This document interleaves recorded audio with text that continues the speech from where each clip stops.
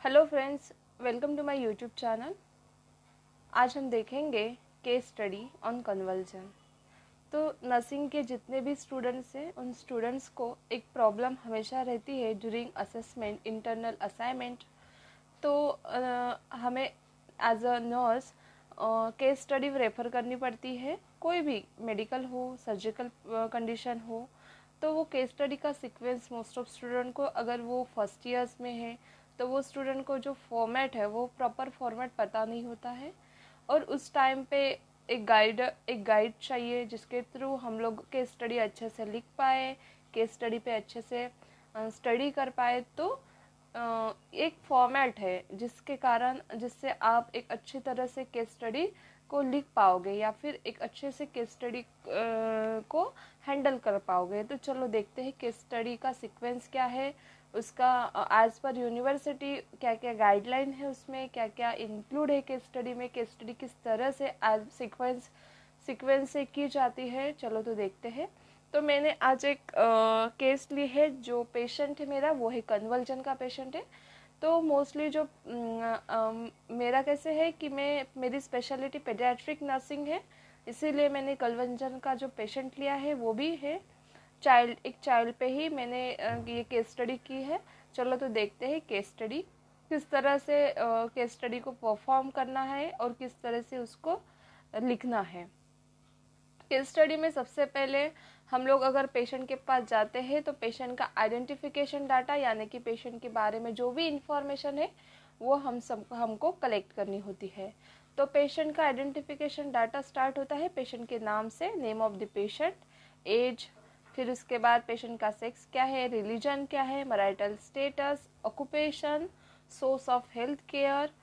Source of health care में वो government hospital, private hospital, जो भी सोर्स है हेल्थ केयर का वो लिखना है। डेट ऑफ एडमिशन लिखनी है, ओपीडी आईपीडी जो नंबर, ओपीडी यानी कि पेशेंट अगर आउटडोर पेशेंट हो, इंडोर पेशेंट हो तो वो सब यहाँ पे मेंशन करना है। लास्ट में पेशेंट का डायग्नोसिस, पेशेंट का डिसीज कंडीशन कौन सा है। तो मैंने जो केस स्टडी ली है उसका डायग्नोसिस है कन्वल्जन। मैंने कन्वल्जन का पेशेंट चूज़ किया है। आप अपने हिसाब से कोई भी डायग्नोसिस चूज़ कर सकते हो। Date of surgery if any, अगर मेरा जो पेशेंट लिया है वो मेरा मेडिकल कंडीशन है। अगर आपका सर्जरी है, किसी पेशेंट की पोस्ट ऑफ पेशेंट आप ले रहे हो तो उस टाइम पे आपको डेट ऑफ सर्जरी मेंशन करना इम्पॉर्टेंट है।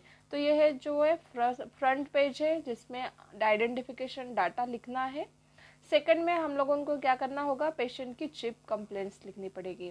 पेशेंट की चिप कंप्लेंट्स लिखने के लिए हम लोगों की पेशेंट को पूछना पड़ेगा। अब इफ़ इट इज़ पॉसिबल, अगर पेशेंट खुद से बता रहा है दैट इज़ गुड। अगर नहीं बता पा रहा है तो हम पेशेंट के रिलेटिव से, मदर से या फिर फादर से पूछ सकते हैं। चिप कंप्लेंट्स में क्या आएगा, patients come in hospital with chip complaints of fever, जैसे कि उसको फीवर है सिंस 3 डेज से उसको फीवर है, लॉस ऑफ कॉन्शियसनेस, कॉन्शियस नहीं है patient, controllable jerking movements of arms and legs. तो मेरा पेशेंट जो है को कन्वर्जन का पेशेंट है, इसलिए उसके जो साइन एंड सिम्टम्स है उसमें क्या दिखेगा, अनकंट्रोलेबल जर्किंग मूवमेंट्स दिखेंगे आर्म्स एंड लेग्स के, एक्सट्रीमिटीज के। Temporary confusion during this conversion stage क्या होगा, टेम्पररी पेशेंट को कन्फ्यूजन होगा। तो ये सब उसके चिप कंप्लेंट्स है। और फटीग, तो ये जो है वो पेशेंट या फिर उसके पेरेंट्स जो है उन्होंने बताई हुई कंप्लेंट्स है। प्रेजेंट मेडिकल हिस्ट्री, अभी पेशेंट हॉस्पिटल में आया है तो उस टाइम पे हम लोगों ने क्या ऑब्जर्व किया, पेशेंट की मेडिकल हिस्ट्री क्या है एट प्रेजेंट, वो हमको प्रेजेंट मेडिकल हिस्ट्री में लिखना है। तो उसका भी फॉर्मेट है, जैसे कि patient come in hospital with chief complaints of fitting, fever, loss of consciousness, control jerking moments, arm and she is under supervise. तो इस ड्यूरेशन में वो किसके अंडर सुपरविजन है, तो सुपरविजन कौन कर रहा है उस पेशेंट को, वो भी लिखना इम्पोर्टेंट है। उसके बाद आएगी प्रेजेंट सर्जिकल हिस्ट्री। तो अगर उसको कुछ अभी सर्जरी करनी है या फिर कुछ प्लान है या फिर पोस्ट ऑफ पेशेंट है तो वो भी लिखना है प्रेजेंट सर्जिकल हिस्ट्री में। तो प्रेजेंट सर्जिकल हिस्ट्री तो कुछ पेशेंट की थी नहीं, इसीलिए no any significant data about patient surgical history. Then उसके बाद आएगा past medical and past surgical history. तो पास्ट मेडिकल हिस्ट्री तो पेशेंट को कुछ थी नहीं, तो इसीलिए same statement, no any significant data about past surgical history. And past medical में भी कुछ सिग्निफिकेंट डाटा नहीं था, उस पास्ट मेडिकल हिस्ट्री में भी कुछ सिग्निफिकेंट डाटा नहीं था, इसीलिए सेम सेंटेंस मैंने यहाँ ही इंक्लूड किया, पुट किया है, patient has no any significant data past surgical history. उसके बाद आएगी पेशेंट की पर्सनल हिस्ट्री। तो पेशेंट इज वेजिटेरियन, तो पेशेंट की पर्सनल हिस्ट्री में क्या आएगा, पेशेंट के रिगार्डिंग जो भी इंफॉर्मेशन पेशेंट के रिलेटिव्स, पेशेंट के मदर फादर दे रहे हैं, that is called personal history of patient. तो पेशेंट का पहले हम लोग जानना जरूरी है कि पेशेंट वेजिटेरियन है या नॉन वेजिटेरियन है, just for diet planning. Personal history में पेशेंट वेजिटेरियन है मेरा, और ओरल हाइजीन अगर वो मेंटेन कर पा रहा है तो अच्छा है, अगर ओरल हाइजीन मेंटेन नहीं है तो वो सब हमको लिखना है यहाँ पे।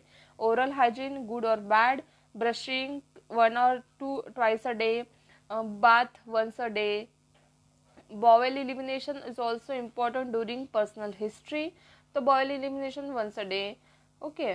फैमिली हिस्ट्री, उसके बाद आएगी फैमिली हिस्ट्री। तो फैमिली हिस्ट्री में क्या क्या मेंशन करना इंपॉर्टेंट है, first of all in family history we need to know about the members of family, okay.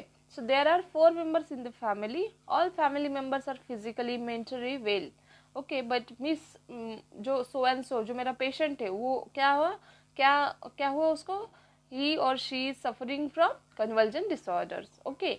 तो इसमें फैमिली हिस्ट्री में हम लोगों को टाइप ऑफ फैमिली भी लिखनी पड़ेगी, if it is nuclear, if it is joint, okay. So मेरी जो फैमिली मैंने जो ली है पेशेंट, उसकी जो फैमिली है वो है कौन से टाइप की, न्यूक्लियर फैमिली है, मतलब उसमें उसके फैमिली में मदर फादर और उसका में भी शायद जो भाई बहन है वो है। नंबर ऑफ मेंबर्स, तो नंबर ऑफ मेंबर्स कितने हैं, 4 है।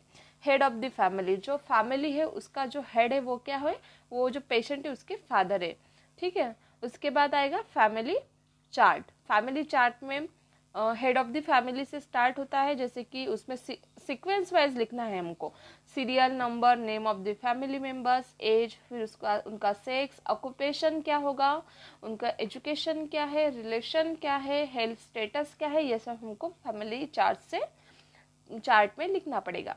तो ये सब फैमिली चार्ट या फैमिली हिस्ट्री की ज़रूरत क्यों पड़ती है हमको, ये सब इसीलिए ज़रूरी है क्योंकि इसके बेस पे हम लोगों पेशेंट का सोशियो इकोनॉमिकल स्टेटस क्या है, फैमिली की जो बेसिक नीड्स है वो फुलफिल हो रही है या नहीं हो रही है, या जो हेड ऑफ द फैमिली है उसके बारे में हम लोगों को जानना इसलिए है कि उनका इनकम क्या है, उस हम लोगों के बेसिस इनकम के स्रोत पे ही हम लोग क्या होता है ट्रीटमेंट ले पाते हैं। जैसे कि अगर पेशेंट के फादर का इनकम 10,000 है तो वो अपने आसपास के कोई भी सिविल हॉस्पिटल में जाके ट्रीटमेंट करेगा, या फिर अगर अच्छा घर का है, अगर उसका फैमिली इनकम ज़्यादा है तो वो किसी प्राइवेट हॉस्पिटल में, किसी मल्टी स्पेशलिटी हॉस्पिटल में जाके अपने घर के जो भी मेंबर्स है उसकी ट्रीटमेंट लेगा।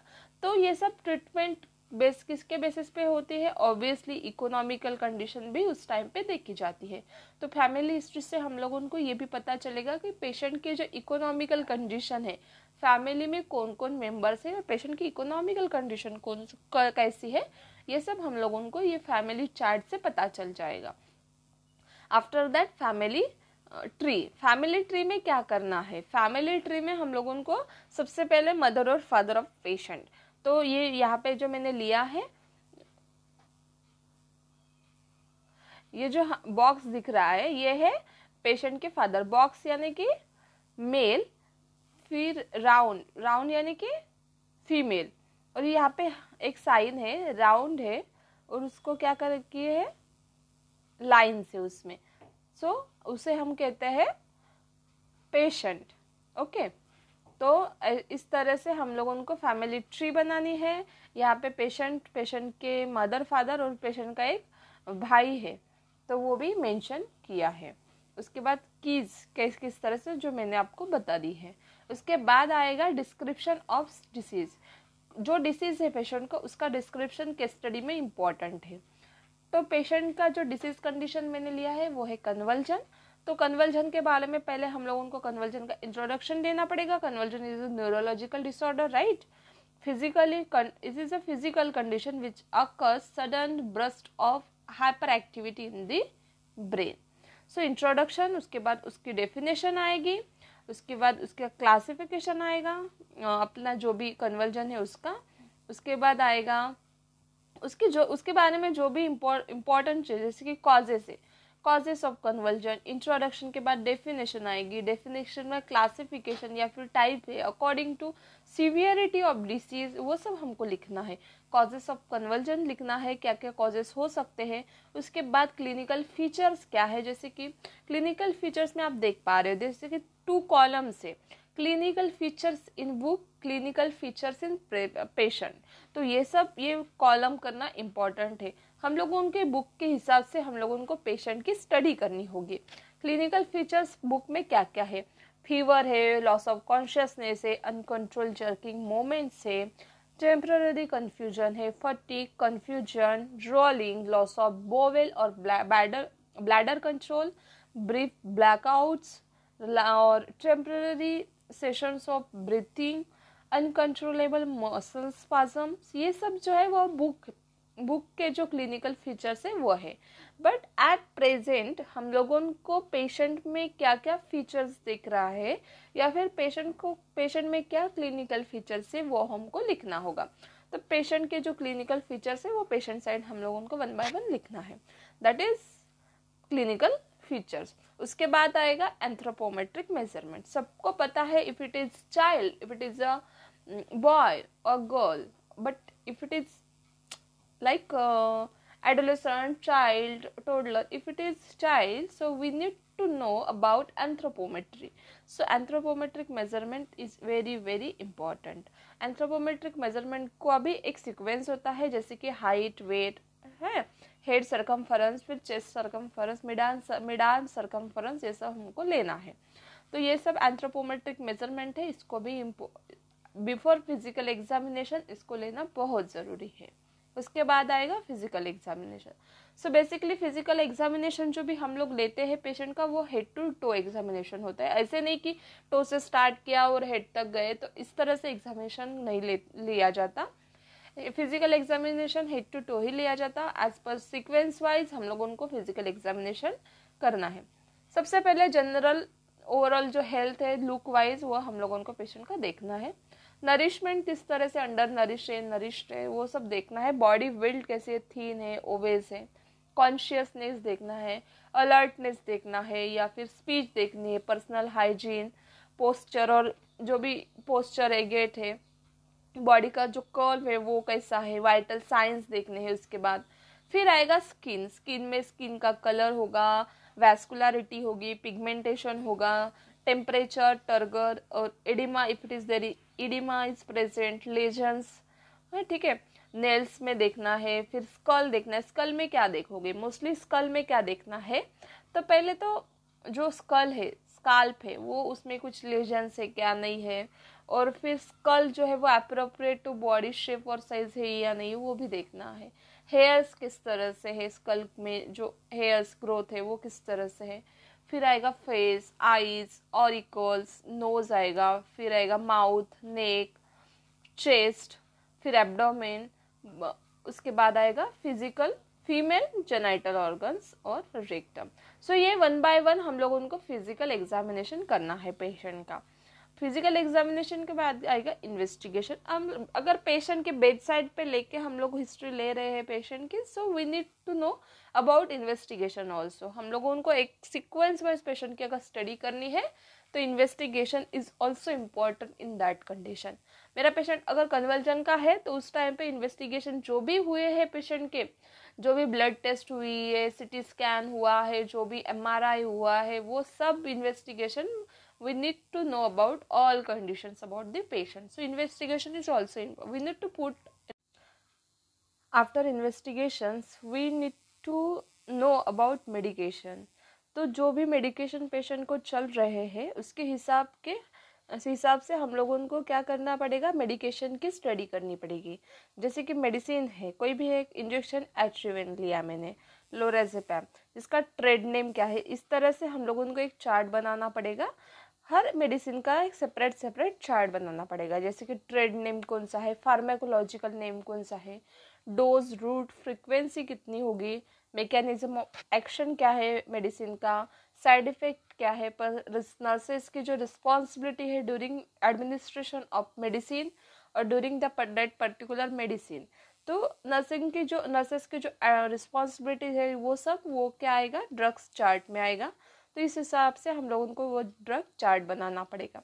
जैसे कि ये पेशेंट को चल रही है इंजेक्शन लोराज़ेपैम, तो मैंने ये लोराज़ेपैम का एक चार्ट बनाया है। उसके बाद आएगा नेक्स्ट चार्ट जिसका डाइज़ेपैम भी, उसका भी हम लोगों को चार्ट बनाना पड़ेगा। तो इस तरह से उसका टेबल का सीक्वेंस है, trade name, pharmacological name, dose, route, frequency, mechanism of action, side effects, nurses responsibility. इस तरह से जितने भी पेशेंट को मेडिसिन चल रहे हैं उस सभी मेडिसिन का हम लोगों को चार्ट बनाना है। उसके बाद आएगा मेडिकल हिस्ट्री में क्या है, एक मिनट है, सॉरी, हाँ। तो मुझे जो medical condition, according to medical condition हम लोगों को जो ड्रग का चार्ट बनाना है। पर ड्रग हम लोगों को उसके रिस्पॉन्सिबिलिटी, उसके साइड इफ़ेक्ट्स, उसके जो एक्शन है वो ये सब उसमें मेंशन करना इम्पॉर्टेंट है। तो उसके बाद जो है, उसके बाद का जो मैनेजमेंट है, जैसे कि हम लोगों ने देखा है जो मेडिसिन उसको चल रहे हैं, उसके बाद मैनेजमेंट पे आएंगे। मेडिकल मैनेजमेंट में क्या क्या उसको चलेगा, मैनेजमेंट के लिए क्या क्या उस इंक्लूड है, तो वो हम लोगों को मेडिकल मैनेजमेंट पर लिखना पड़ेगा। और वैसे ही सर्जिकल, अगर पेशेंट पोस्ट ऑपरेटिव है या फिर प्लान फॉर सर्जरी है तो सर्जिकल मैनेजमेंट में जो भी आएगा वो सर्जिकल मैनेजमेंट में लिखना इम्पॉर्टेंट है। मेडिकल मैनेजमेंट में क्या आएगा, goal of management of client with seizures and epilepsy. Okay, मेरा पेशेंट जो है वो एक कन्वर्जन का है, तो ऑब्वियसली हम लोगों को वही सीजर्स मैनेज करने पड़ेंगे, वही हमारा गोल रहेगा। To prevent injury during jerking moments, right, injury होने के चांसेस ज़्यादा है पेशेंट को, तो उस टाइम पे क्या करना है, एज अ नर्स हम लोगों को प्रिवेंट करना, ये भी मेरा एक मैनेजमेंट होगा। उसके बाद to eliminate factors that participant seizures, right, eliminate करने होंगे वैसे फैक्टर्स जिससे सीजर आएंगे या फिर सीजर्स के बारे में जिससे ज़्यादा ये होगा, इफेक्ट होगा। उसके बाद कंट्रोल भी करना है सीजर, राइट। अब देखते हैं सर्जिकल मैनेजमेंट। तो सर्जिकल मैनेजमेंट में कुछ मैनेजमेंट है, जैसे कि कुछ सर्जरी प्लान कर रहे हैं डॉक्टर, तो वो सब हमको सर्जिकल मैनेजमेंट में लिखना इम्पॉर्टेंट है। उसके बाद आएगा, अगर कुछ पेशेंट की सर्जरी का कुछ प्लान है या फिर सर्जरी कर रहे हैं, जैसे कि लोबेक्टॉमी है, मल्टीपल सब पायल ट्रांसेक्शन है, या फिर कार्पस कोलोस्टॉमी वगैरह ऐसे कुछ है, तो अगर पेशेंट के बारे में कुछ डिसीज कंडीशन के बारे में डॉक्टर कुछ प्लान कर रहे हैं, तो वो भी आप सर्जिकल मैनेजमेंट पे लिख सकते हो, दैट इज सर्जिकल मैनेजमेंट। उसके बाद आएगा नर्सिंग केयर प्लान। मैनेजमेंट होने के बाद हम लोगों को नर्सिंग डायग्नोसिस फॉर्म करने हैं। तो मैंने as per patient condition, as per diagnosis, मैंने जो भी पेशेंट के डिसीज कंडीशन पे जो भी डायग्नोसिस फॉर्म किए हैं, तो सबसे पहला मेरा एज अ कन्वर्जन पेशेंट है, इसीलिए सबसे पहला मेरा डायग्नोसिस रहेगा risk for injury, right.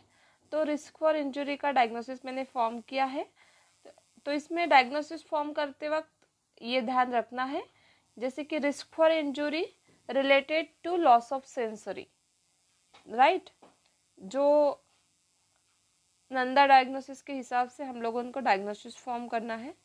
And muscle control secondary to seizure, तो ये मेरा नर्सिंग डायग्नोसिस है। उसके हिसाब से नर्सिंग केयर प्लान भी, उसका भी एक सीक्वेंस है, जैसे कि असेसमेंट करनी है पेशेंट की, उसके बाद डायग्नोसिस फॉर्म करने हैं, फिर आएगा गोल, क्या करना है हमको एक्चुअली, क्या गोल क्या अचीव करना है, फिर आएगा प्लानिंग। प्लानिंग के हिसाब से हम लोग उनको पेशेंट को ट्रीट करना है, पेशेंट की ट्रीटमेंट फॉलो करनी है।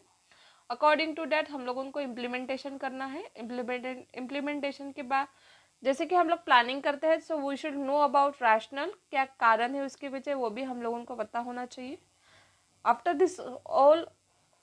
दिस ऑल इंटरवेंशन हम लोगों को इवेल्युएट भी करना है पेशेंट को। जो हम लोगों ने नर्सिंग केयर पेशेंट को प्रोवाइड की है, उसका इवेल्युएट करके हम लोग उनको ये भी पता करना होगा कि पेशेंट का जो अभी की जो कंडीशन है वो पहले से बेटर है, पहले से बहुत ज़्यादा इल है, राइट। तो इस तरह से नर्सिंग केयर प्लान फॉलो करना है। इस तरह से नर्सिंग केयर प्लान मिनिमम 3 लिखना है nursing care plan during nursing case study, during this overall case. Okay, तो ये इस तरह से केस स्टडी हम लोग उनको स्टेप बाय स्टेप फॉलो करनी है। केस स्टडी के ड्यूरेशन में नर्सिंग डायग्नोसिस फॉर्म करने के बाद नर्सिस के जो नर्सिंग केयर प्लान जो है आफ्टर इंटरवेंशन जो भी इवेल्युएट करते हैं, वो भी हम लोगों को पता होना चाहिए कि इवेल्युएट होने के बाद पेशेंट का अगर जो कंडीशन है वो इम्प्रूव नहीं हो रही है, तो उसके इवैल्यूएशन के बाद वो प्रोसेस जो है वो रुकती नहीं है। उसके बाद इवैल्यूएशन करने के बाद हम लोग फिर से नर्सिंग डायग्नोसिस फॉर्म करके फिर से केयर प्रोग्रेशन को प्रोवाइड करनी है, ठीक है। नर्सेस नोट्स इंपॉर्टेंट है at the end of this all study.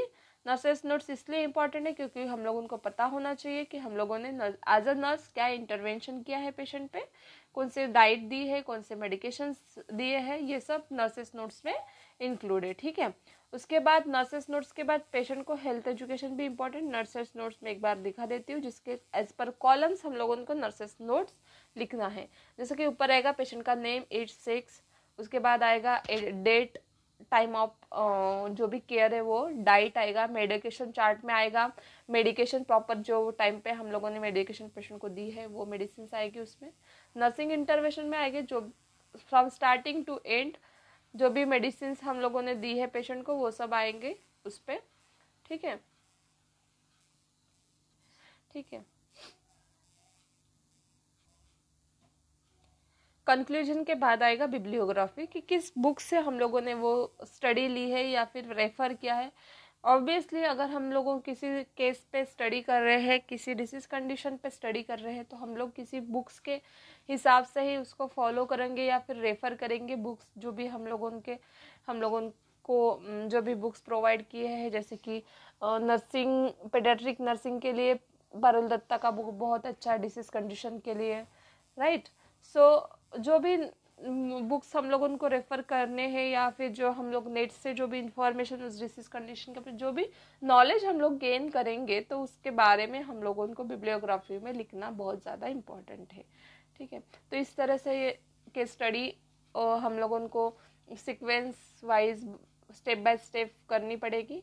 तो ये सब उसका एक ये था एज पर यूनिवर्सिटी के हिसाब से किस तरह से हम लोग उनको केस स्टडी लिखना है, किस तरह से केस स्टडी कर सकते हैं या फिर किस तरह से इफेक्टिवली हम लोग उसको लिख पाएंगे। Thank you friends. अगर आपको ये वीडियो अच्छा लगा हो तो वीडियो को लाइक और मेरे चैनल को सब्सक्राइब करना ना भूलना।